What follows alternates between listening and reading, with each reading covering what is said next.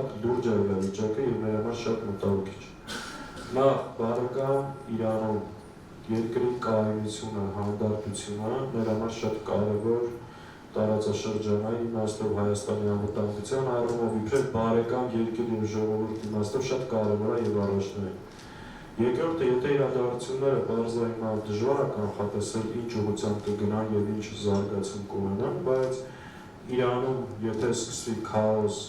ու չի բացառում դա տեղ ունենա ու դա երկարաժամկետ մի sense ցիկլի մեջ մտնի ոնց որ արևելքի մի շարք այլ երկրներ, սա շատ անվտանգային դրժագույն խնդիրներ է բերելու Հայաստանի համար։ Իր բոլոր ծանր հետևանքներով։ Հետևաբար իրոք Հայաստանում այս իրավիճակին, այս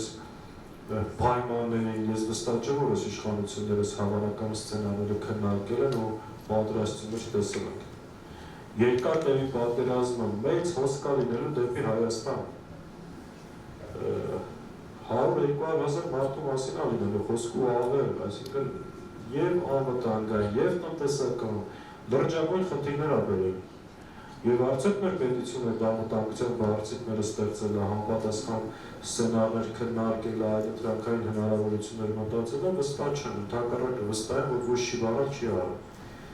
Զարգացելով, բեռաշտի ուտելով, ընտանեկան դրամաներ հորինելով, սենց հիմնարություններով զբաղվել են ու դրժագույն խնդրի առջև են կանգնել։ Ամեն դեպքում մեր մաղթանքը ցանկությունն է, որ մեր հարևան բարեկամ երկրում կայունություն լինի։